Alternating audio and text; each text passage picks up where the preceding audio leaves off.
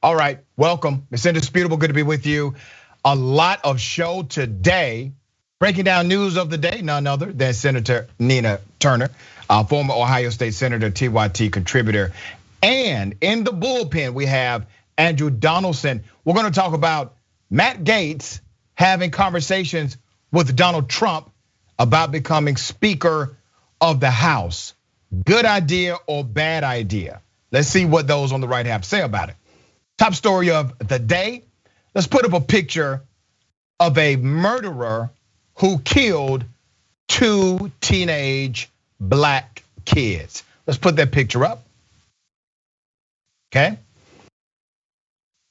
An Ohio grand jury found a 65-year-old man was guilty of murder for shooting and killing 2 black teenagers last week. That's according to the Daily News. All right.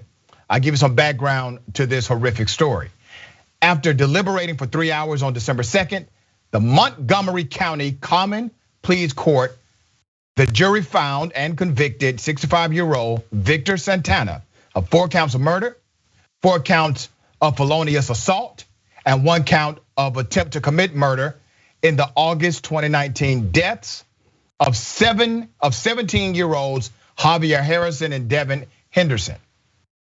Jimmy Harrison said, and I quote, this Javier's father, "I just feel relieved. It's a couple of weights off me and probably for the family. But at the end of the day, we still aren't going to have him here. My son is still going to be gone." Let me give you some background to this extremely horrific story. One night, this was on August 28th, 2019. Harrison, Henderson, and Gibson, who was 19 at the time, Gibson, snuck into a detached garage behind Santana's home to smoke marijuana in a car they assumed was abandoned. Okay, you got teenagers doing some teenage stuff here, smoking marijuana. And there are some who would moralize against these teenagers saying, well, they should not have been doing this. I want to remind you, mistakes, bad decisions, immaturity should not lead to a death sentence. That's not how this works. Let me give you more background, okay? We just wanted to get high, go home. Gibson, the lone survivor of this mass murder or attempted, Gibson said, we just wanted to get high. He was injured. He was not injured in the shooting, but he testified in court.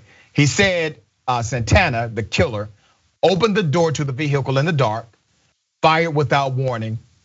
He said, and I quote, he didn't say nothing at all. He testified. Okay. Gibson, the reason why he survived is because he literally hid under the car until the killer left. That's why he's still alive right now. And frankly, that's probably why this killer has been convicted of murder.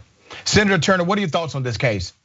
Yeah, very sad. And the jury definitely did the right thing. And you're right, Doc. Sometimes people forget where they came from. We're all human. We all make mistakes. The most important point you made is that shouldn't have turned out into a death sentence. You know, also in the article is the defense attorney for Santana saying that he heard or saw, people go, coming through his yard, going in the garage, and he was fearful. So he got his weapon. But you went outside. I get that part. You're fearful, you hear some noise, you see some images, people on your property, you like, what? You're having a WTF moment. That part I get. But I don't get that if you are fearful, instead of dialing 911, what's your emergency? You decide to strap up and go outside, go in. I mean, how it makes me question how nervous was he about that, and not knowing whether they were armed or not, because they could have been, and they could have blown him away. I mean, this could have went bad the other way too. So I definitely get the emotions involved, but it was unjustifiable for Mr. Santana to go out there and just shoot into that car in the way that he did, and 2 teenagers dead, and one, thank the Lord, survived. He should have called 911. Exactly.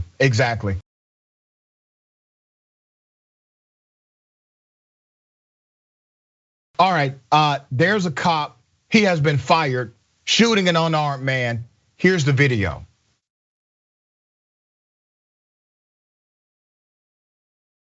What did he point at us?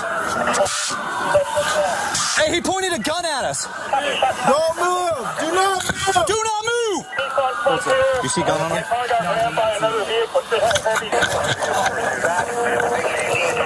your hands up, man! Hands up, hands up, hands up! Hands up! Put your hands out, put your hands out! Shots fired. Go back. Oh, Okay, huh? my vehicle should have damage. He Roll him went over, cuff him. Roll him over. northbound. Stupid! Grab a med kit. Hey, get a med kit out of our car in the back. Came around, came right at us, we couldn't. He's on truck. They need to come in now. We're doing CPR. Hey, put something on him. I don't got gloves on. Hey, we got a chest seal. Where's he hit? Looks like hey, give me some lights. Give me some light on. Give me some light on. Okay.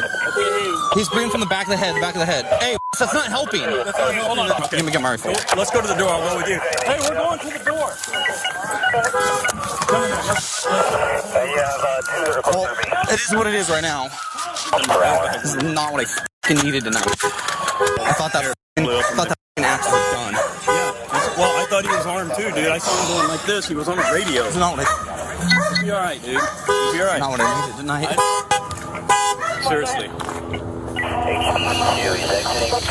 gonna be all right. Okay. You're gonna be all right. Yeah. You'll be all right now. We've been through this before. It's a damn shame. Let's put up a picture of the cop who did this. Let's put his picture up. All right, let's keep his picture up. Vallejo detective. That's who he is. He's now facing termination after he shot an unarmed 22-year-old Latino American in the back of the head while he was on his knees and had his hands above his waist. His name is Detective Jared Tone. He shot Sean Monterrosa. Jared Tone told fellow detective at the Vallejo Police Department that he had no other option whatsoever than to fire his Colt M4 Commando rifle from the back seat of an unmarked Ford F-150 pickup truck and kill Sean Monterrosa. This was outside of a Walgreens, June 2nd, 2020, according to audio interviews recently made public. On December 1st, Vallejo Police Chief Shawnee Williams sent a letter to the detective indicating he would be fired for the shooting. He should be arrested, okay? This event occurred during the wake of George Floyd protest for the protest of our dear brother who was killed. This was not this cop's first on-duty shooting. Let me give you some background to that. It was Tone's fourth on-duty shooting and his first fatal one since becoming a police officer in Vallejo in 2014. It was also his first shooting found to be in violation of department policy. The newly released files include a 66-page report from the OIR Group, a firm the city hired to conduct the investigation. It concluded the detective's use of deadly force was not reasonable, and he had other officers and a now retired captain violated several department policies by failing, among other things, to explore their options besides confronting suspected commercial burglars head on. All right, let's show a picture of the man that he killed.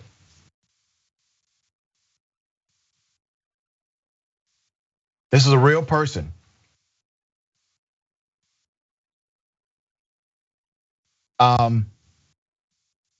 Obviously, this is going to be one of those cases where we will see if the justice system follows through with the obvious conclusion, which is naturally this cop needs to go to jail, right? Senator, what are your thoughts?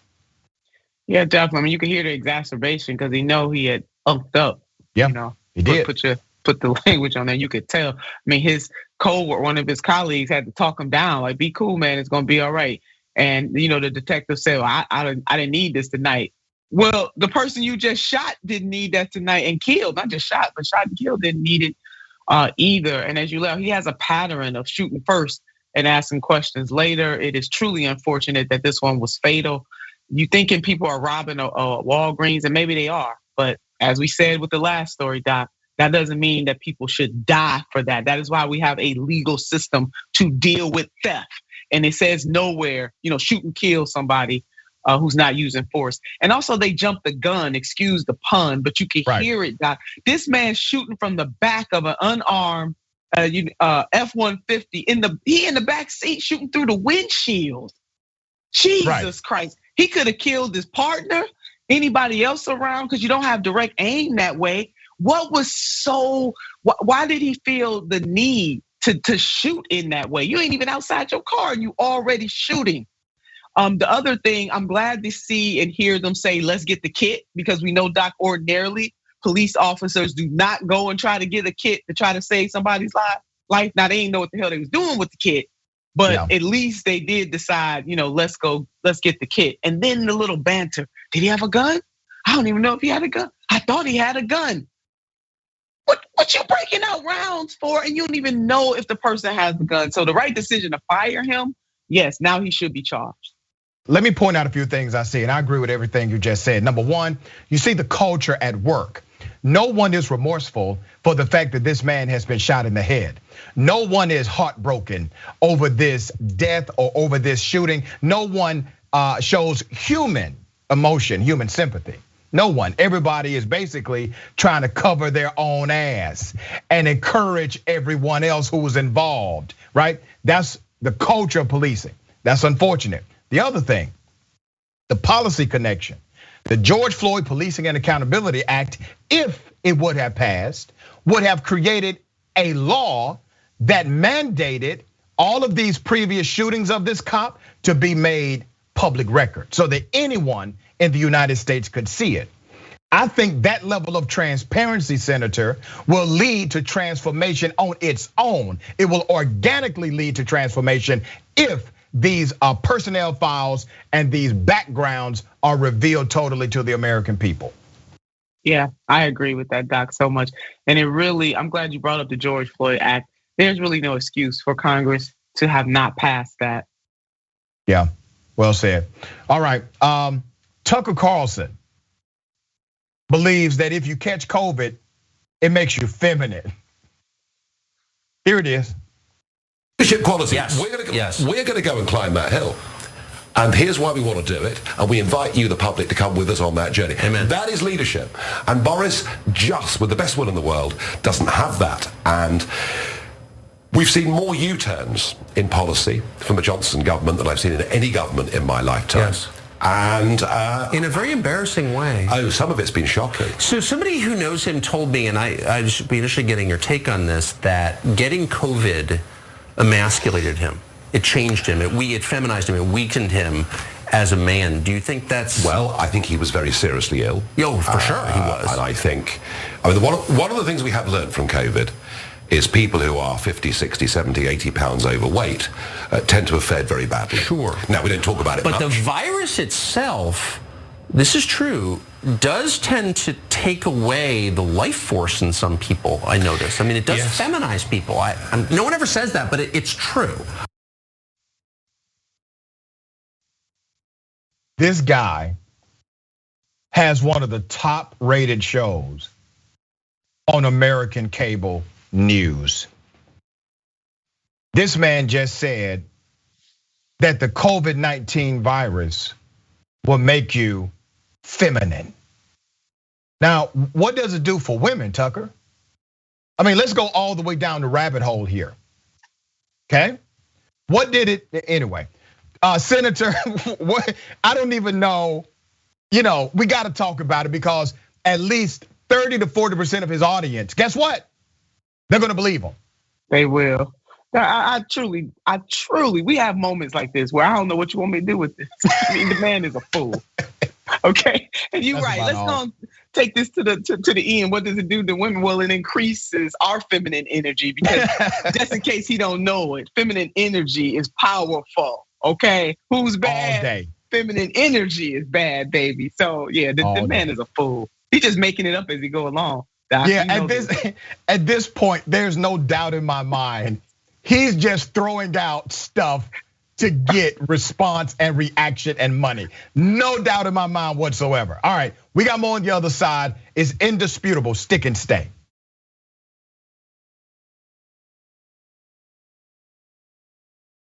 Welcome back. All right, we got a lot of show left. Let me read some of these amazing comments before I get to the comments. Let me remind everyone about aspiration. All right, great opportunity for you. Great opportunity for the fam. Here's what you need to know. You can have peace of mind that you are not polluting the environment. You feel good about yourself because you're making a positive impact in the world through planting trees, etc. In other words, you're a hero. Great rates, so you make the most money while doing good. Keep your balance high, keep the carbon footprint low while enjoying up to 83 times more interest than a big bank. Earn up to $500 a year on interest. Goodbye fossil fuels. Hello, up to 5% APY on your savings. All right, let's make it happen. Aspiration.com/TYT, aspiration.com/TYT. Now, a great Christmas gift for someone you love is a membership right here to TYT. Your membership helps keep TYT sustainable, empowers us to fight for positive change in the world. By becoming a TYT member, you are part of the change machine. That's you and future generations. Join the fight, TYT.com/change. Let me read these comments. TYT member Jambo Gino says, I hope you had a happy birthday, Nina. And I hope you have many, many more. Heart. Happy belated birthday now. Thank you. It was good. It was good. Good. I'm glad. Did you? So for my birthday, I actually try to relax, but we do a birthday bash here in Atlanta. But I take one day and I try to just relax. What did you do for your birthday? No, Doc, I need to reschedule my birthday. You got to reschedule the birthday. Yeah, I got to reschedule my birthday. I do. Yeah. But in terms of the outpouring of love, like what you just read, I mean, I got that from all over the world on social media. It was definitely a positive social media day overall, and got a chance to be with my family, my grandchildren. So it was good. But no, I worked like hell per usual, and I need to reschedule the day. Yeah, I got you. We'll reschedule. All right, let me know. Okay, we're gonna reschedule. Okay. All right. Fedor says on a lighter note, congrats, Dr. Rich, on your win for best talk radio personality and the most trusted voice, indisputably. Thank you so much. I did win the Reader's Choice for Atlanta Magazine, best radio personality in Atlanta. And I will say this because many of you voted for me for best TV anchor. So here's what I'm going to say to that. Okay, I think we won that one too.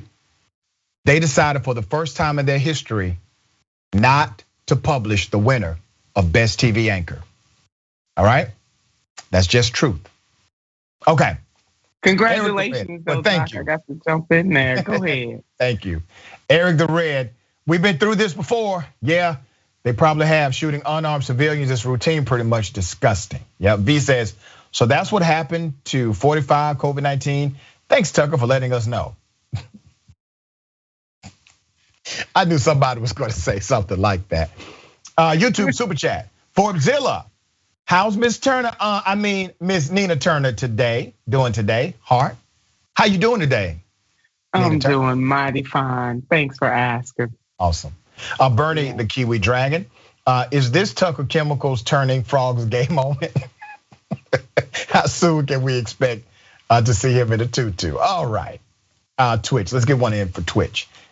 Phoenix 32778 says Tucker Carlson, getting the vaccine makes you less manly. Getting COVID itself makes you feminized. So interesting. All right, ladies and gentlemen, I wish a Karen would. You want to call the police on them for having a barbecue on a Sunday? You're still free. Back off! I'm going to tell them there's an African-American man threatening my life.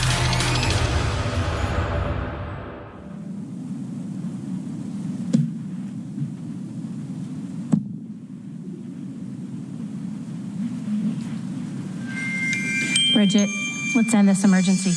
I don't want a lot for Christmas. Just body autonomy. I don't care about the variants because of natural immunity. I just want my freedom now. The Constitution will show us how.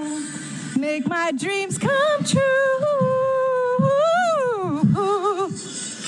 In the state of emergency and acknowledge early treatment.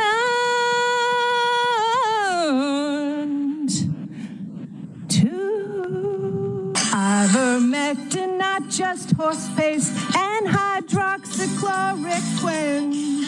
Vitamin C and vitamin D, then the zinc and quercetin. I won't wear a useless mask. I don't need to stay at home. And my kids should go to school. We don't need to be alone. I just want my freedom now. The Constitution will show us how. Make my dreams come true. Baby, I end the emergency. Let's have a happy holiday, everybody.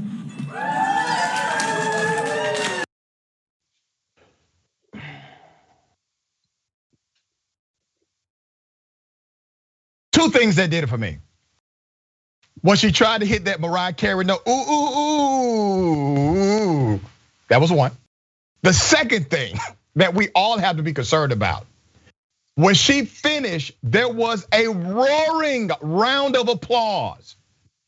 Okay, here's the moment where I tell you I am so happy that I can say factually I'm not from San Diego. I'm not against those who are in San Diego, but for this moment, this is not your proudest moment. This happened at a San Diego County Board meeting.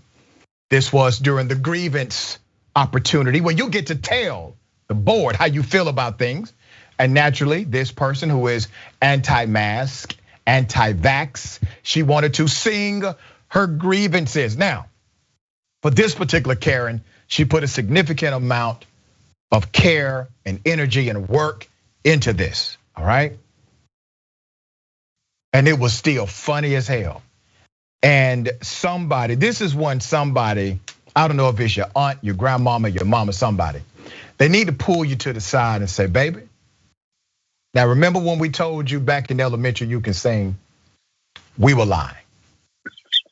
This is what happens when you're untruthful to your kinfolk. Because I promise you, she thought she was doing something, okay? Now, one of her bars said that she just wants body autonomy. Don't you find it ironic, policy-wise, that the people who say that wearing a mask to go into a business somehow disrupts their autonomy? These are the same people that do not want women having freedom of choice. They want the government to have that choice over them. All right, Senator Turner, you could barely sit in your seat during that amazing rendition. There ought to be a law against it. You know, I ain't big on just writing laws on anything, Yeah, right. but I wish Karen would never sing a Mariah Carey song. Don't butcher my girl's song like that. Yeah, she Please. really did. Don't do it. That was so disrespectful. It was very much, especially this time of the year. Please don't do it. Don't do it. But yeah, very entertaining. You know, at least it wasn't a Karen all up in other people's face. You know, I mean, we might be making a little Karen progress on this one, Doc. I will say that, you know, these folks love to misuse and abuse the Constitution. Jesus, yes. They don't know what the purpose of the Constitution is, obviously. Yeah. But, you know, that's a story for another time. Truly, truly entertaining this Karen was. Yeah, I got to give her a 10 for creativity, zeros and everything else, including ability to sing. All right, they say the indisputable does not support the police. They say that we are anti-cop. I have one of my colleagues in law school, he asked me last week, he said, Dr. Richard, you know, all cops are not bad cops. He watches the show, right? I said, you're right. All bad cops are bad cops though. But today, we are supporting the Kentucky police because they are trying to apprehend this guy. Let's put his picture up. He's the elected sheriff. He's on the run, he's wanted. If anybody sees this person, please contact the Kentucky State Police. He is wanted, keep his picture up. He is wanted for punching a girl at a high school basketball game. The game broke out into a fight. He's the assistant coach for the team and the elected sheriff. He has been charged, he's on the run. State police are searching for an Eastern Kentucky sheriff accused of punching a girl in the face after a fight broke out. I got the video, here's the video.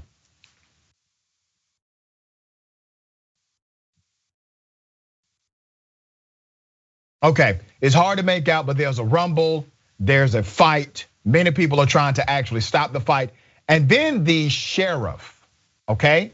The sheriff runs out of nowhere. You see him, he runs into the crowd, and according to every single witness there, he punches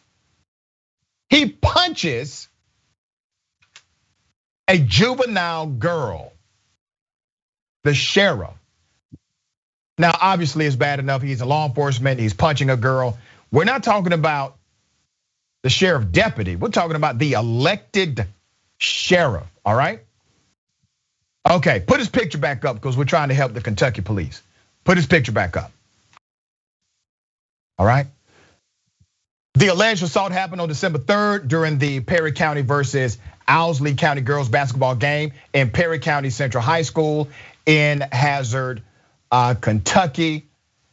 This was quite interesting. The guy's name, the sheriff who's on the run, his name is Brent Lynch. Yes, his name is B. Lynch. He's on the run. Kentucky's trying to find him. Senator Turner, am I not supporting the police when I tell people, please contact law enforcement in order to arrest individuals like this sheriff who are in fact wanted? Doc, this public service announcement that you were given today, I'm so proud. I'm so proud of you. You know, sheriff gone wild. Secondly, maybe he ought not be a coach.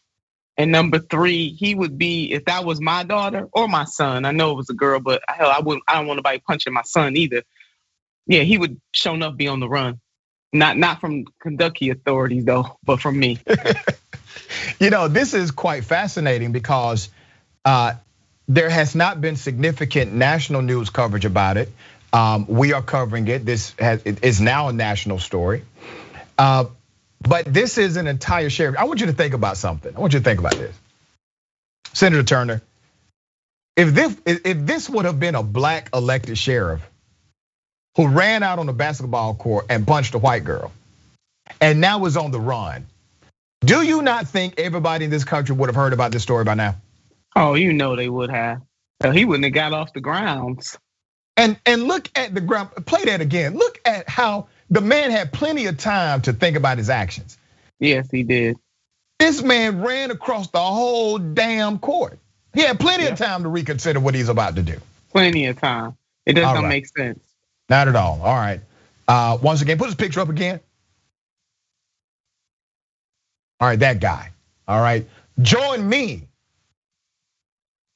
as we encourage people to contact the Kentucky Police Department as they try to find this wanted, criminal, corrupt cop who allegedly punched a girl in the face at a basketball game. All right, we got more on the other side. It's indisputable. Stick and stay.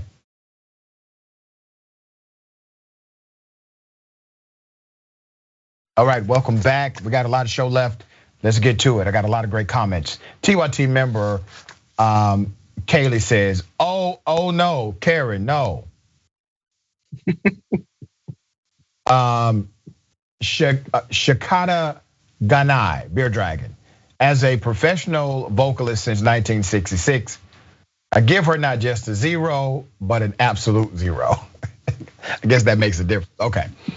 Cognitive dissonance is a hell of a drug, says sacrilege.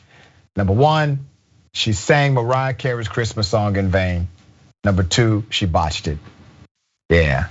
Side World says, I'm making this my ringtone. Michelle King Hart, Dr. Rashad, this is cruel and unusual punishment. It is. Fly One, the Kentucky police is corrupt and sadistic. I will not be contacting them. They would arrest me anyway and say the sheriff is my victim in court. Karam Deal Girl, Twitch, she's holding her ear like she hitting those notes for real. I peeped that, like, who taught her that move? That's, all right, Richards 558.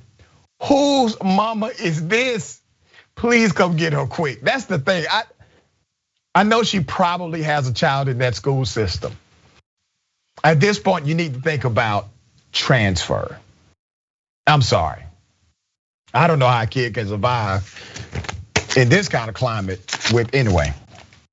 Okay. Something extremely progressive. A police chief has been appointed who has never been a cop before. Not a sworn officer, has no arrest powers, does not carry a gun. Let's put up a picture. That is the New Jersey City police chief. Her name is Tawana Moody. This is so fascinating. And she's making a huge impact, moving the needle in a positive direction. Tawana Moody has never conducted an arrest. Tawana Moody has never had a badge. Miss Moody, Chief Moody, has never had a police issued gun. None of that. And she has never gone through the academy. Yet she's in charge of the Jersey City, New Jersey's 950 officer police department. This is an amazing story. Let me show you how this one move, this one progressive move, has positively impacted that local community and the local police department. Now, naturally, this does come with some pushback from those who are more traditionalist in law enforcement, and they would always like to see a cop with a gun and arrest powers be in charge of the policing division. So here it is. Moody, 50-year-old black woman with no traditional law enforcement experience, became the country's first civilian police leader earlier this year when her predecessor retired. Why did this happen? To address the growing gap between the force and the community at a time when national faith in law enforcement was at an all-time low. Democratic Mayor Stephen Phillip decided the department needed a fresh perspective and appointed Moody instead of a sworn officer. Let's put up a picture of the mayor. Leadership matters. Leadership matters. This mayor not only had the will, but he had the political fortitude to do something that was different and not readily popular with law enforcement, but he did it. Moody says, and I quote, "I was born and raised in Jersey City my whole life." Moody was also the first black woman to lead the department, so count it now. She's the first black woman and the first non-cop in the United States of America to lead a police department. Said of the fast growing and racially diverse city just outside of Manhattan. Growing up here, we know the struggle of what people didn't understand about homelessness, about the drug dealers and other issues in the city. And all the community really wants is accountability and to know what's going on. That's right, accountability and transparency. That's what people want. Although Moody initially faced some pushback, especially from the local police union, you don't say, the new direction has largely proven to be a success. Almost a year into the role, she's implemented half a dozen reforms. That's hard to do. You got some, they can't do that being at the job for 10 years. She's already done this in one, all right? Like improving the arrest process, adding more police training, and other departments around the country are keeping a close eye on the results of her tenure. There's more. Moody has worked for the Jersey City Police Department for 16 years. Now, she was always a civilian. She started out as a clerk, okay? She eventually worked her way up to the position of police director in 2018. In that role, she oversaw the administrative needs of the department's officers and civilian employees. The idea of civilian oversight of policing is actually growing in popularity. This summer, city leaders in Chicago passed an ordinance to give non-law enforcement community leaders more input on who leads the police department. The mayor of St. Louis also recently announced plans to give civilians more insight with the creation of an Office of Public Accountability. So you see the needle moving in this direction. Ithaca, New York has done something very similar. Atlanta, Georgia did something very similar. They're moving to this civilian control or civilian input dynamic, okay? Now, officers are safer. They spend less time transporting suspects, meaning there are fewer opportunities for false allegations against them. And suspects spend less time in uncomfortable cells and handcuffs. They're moved to court faster. It just works for everybody. Moody has also instituted a rule of 2 officers. She has a 2-officer rule per patrol. So cops can hold each other accountable. There is an accountability mandate to report individuals who are acting unlawful. She has also stressed the importance of body cameras and changed the way the department deals with complaints. Now check this out. By handling newly filed complaints personally, as soon as they are submitted, rather than letting them stack up and addressing them whenever convenient. That part right there, that one move, I know these other moves are helping with the agency and the fluidity of the processes, and some of the reforms are very impactful for accountability and transparency. But that one move where you, the person in charge of the outfit, you receive all complaints personally.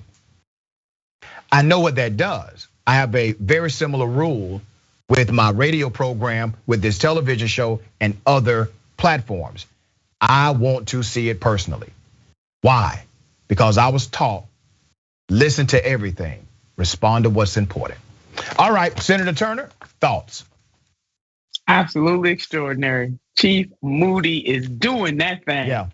Big ups to her, and the fact that she's never been in law enforcement, but she's been in that department. So she knows the industry. Yeah, she knows the industry, and born and raised in New Jersey City, baby. And I'm gonna lift up that mayor too. I'm gonna give him a shout out as well. And I want to say about how she is setting a different mood, if you will. Pun definitely intended. Right. Doc, you always talk about culture. She is definitely changing the culture, and maybe this is that feminine energy that Tucker was referring to. We need to go back on Tucker. Tucker just wants some feminine energy. Okay, all right. Here's a place where culture is definitely still corrupt. Let's go to California. California Attorney General investigating Torrance. Why? Because text messages showed racism, sexism, bigotry, anti-LGBTQ community, all of that on these text messages. So now several police officers are on administrative leave. Let's put up their pictures. Let's do it one by one. All right, let's put up the other guy. Okay. Let's put up the chief, Chief Jeremiah Hart. All right, we've had him on the show before. Well, we talked about him on the show before because one of his other cops did something very silly. The Torrance police have provided the DA with over 200 gigabytes of data showing that officers have exchanged racist text messages since 2018. Let me put up some of the wording of these messages, all right? The officers' comments spared no color or creed. They joked about gassing Jewish people, assaulting members of the LGBTQ community, using violence against suspects, and lying during an investigation into a police shooting, according to the district attorney's office records reviewed by the Times. You have to remember, their culture is so corrupt that they're putting it in writing. When you put it in a text message, you put it in writing. They're so comfortable in their corruption that they're willing to put it in writing and dare somebody to do something about it. Well, they've been caught, all right? Frequently hateful comments were targeted at black people. Officers called black men savages and several variations of the N-word, according to documents reviewed by the Times. The officers also shared instructions on how to tie a noose and a picture of a stuffed animal being lynched inside Torrance's police headquarters, according to the documents. Usually, conversations always seem to circle back to vile insults or depictions of violence against black people. After one officer shared a news article about someone being arrested for urinating on a black child and calling them the N-word, one officer replied, "What's the crime?" According to the district attorney's records reviewed. Now, these messages also jeopardize other cases. So now they have to review the cases that these cops were involved in, because these text messages point to intent, likely unlawful activity, bias in their persecution and prosecution, and possibly lying about the facts. Now that's in the court of law. Let's come to the court of public opinion. They're sharing these text messages with their allies in law enforcement. You know good and damn well this is how they feel about people they come in contact with. You think these men and women can be unbiased, can have equal application of the law in their profession when they're talking about black people, members of the LGBTQ community, Jewish people in this manner? All right. None of the officers are facing criminal charges, at least not yet, in direct relation to the text messages. The racist exchanges have led to the dismissal of 85 criminal cases involving the officers implicated in the scandal. County prosecutors had tossed 35 felony cases as of mid-November, and the Torrance City Attorney's Office has dismissed an additional 50 cases. And here's what's gonna happen. You're gonna get lawsuit after lawsuit now, because there are some people that said I didn't do it and they were telling the truth. Lawsuit after lawsuit, and this is going to cost the taxpayers a bunch of money. Remember when I said corrupt cops cost you money? Not only are they costing you money, they're now costing you reputation. They're costing you good faith and favor with the community. They cost you everything. It's not worth to employ bad cops. Senator Turner, thoughts? Not worth it, Doc, whatsoever. So racist, anti-black, anti-Semitic, homophobia, you know, all of it. And it is very much reminiscent of, I mean, this we hearing about this in 21st century, but we shouldn't be acting as though we are surprised. Unfortunately, far too many departments have operated like that, like this. They still operate like this, but it's very reminiscent. You know, it was not unusual to have police officers be members of the Klan and also elected officials to be members. Right. It's not, so what we think is old is still being recycled. And then, like my last point here is, where in the hell is the mayor? Folks need to be fired, because we got it in writing, right, Doc? We got it in writing. Yeah, they did this, yes. So unless this is okay with the police policy, they need to be fired, but you got that chief is there. So I wanna know, Doc, where is the mayor? That's right. That's right. The accountability standard of public officials has to always be on the agenda for conversation, because at the end of the day, there's no police chief that has that job without being appointed by somebody in political authority, period. That's how it works in the United States.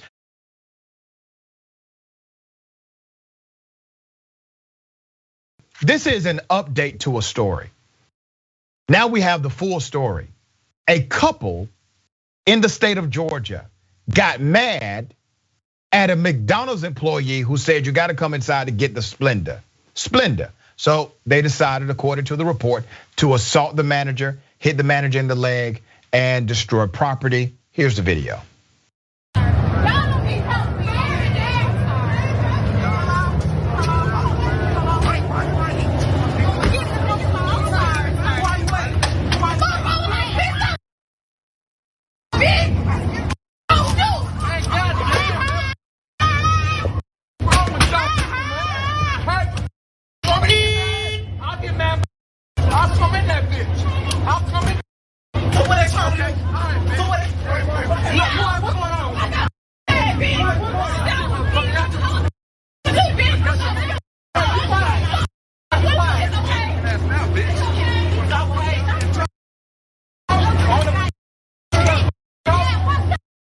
say that.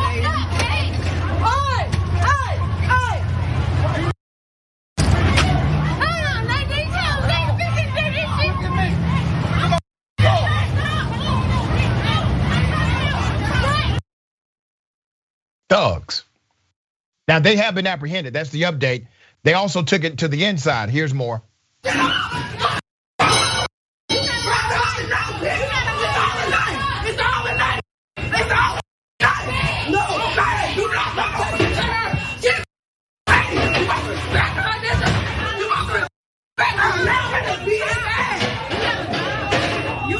do not care about freaking managers. She's the old lady.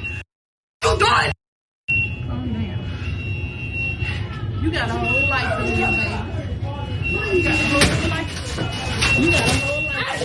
What are you doing? You got a whole life. Oh! Yeah, Carey! I'm not going to fight this hoe. Look at this head. I'll give you the key. I'll give you the fucking key. I'll give you the key, bro. It's a damn shame. Let's put up their picture. Here's their mug shots. Okay, they were arrested. Let me give you the update to this story. 2 people have been arrested in Henry County. That's in the state of Georgia. After an altercation at a local McDonald's went viral online in a video shared by ATL Uncensored, the dispute at the Locust Grove McDonald's could be seen after customers Marshall and Crystal Wallace were apparently told they will have to come inside to get a pack of Splenda. Splenda. Fake sugar. Senator? You're really doing it to me today. One thing, their behavior, yeah, they definitely need to go to jail. So after we deal with that legally, but can I just back up a little bit? Yeah. Just give the people the debt. Can they just get the Splenda? I don't understand. Why? Just go and give them the Splenda. But after they're dealt with legally, let me back up because the black folks had been acting like that. People would have been clutching pearls. Let me just say this: they need to seek help. They need help. They can't just be let back out on the street because if that sets you off like that, in that way, I can imagine being, dang, I got to come in and get the Splenda that I get. But really, all that y'all did? I mean, you got to think about the assault here. The assault took place. First assault took place at the drive-through window. Oh yeah. And then that wasn't enough, so they went inside to launch the second assault, right? So the sheriff of Henry County has charged them, and he's a black male, just got elected, by the way, has charged them with criminal trespass, disorderly conduct, simple battery. So that's what Marshall Wallace has been charged with. His accomplice, Crystal Wallace, has been charged with simple assault, criminal trespass, and disorderly conduct for her role in the incident. Crystal is also accused of throwing a drink and attempting to strike an employee. Wow. All right. They acted a damn fool, Doc. I mean, really. Yeah. Splenda. Over some Splenda. Fake sugar, as you said. Right. And I was like, I don't know if this is a cultural thing because there's no way Splenda would make me that upset. Is this something I'm unaware of? Like, is Splenda a thing? Senator Turner, I don't know. Am I off basis here? No, Splenda can't ever be a thing. It's not a thing. Okay, all right. Also, we should, lessen our sugar intake. You might as well go and ain't nothing like the real thing. Splenda's ain't not nothing like the real thing. All right. That just won't do. Always a pleasure having you on the program. Senator, tell people how they can follow you and check you out. Oh, come on, follow us, sister, on the gram at Nina Turner Ohio on Twitter. At Nina Turner on Facebook, Nina Turner. Love you, Doc. This was enjoyable. That we mixed in, the serious with the the funny. That's right. That's why it's called a show. I appreciate you so much. Take care of yourself. Take care of each other. Take care of the planet. Remember, the truth is always indisputable.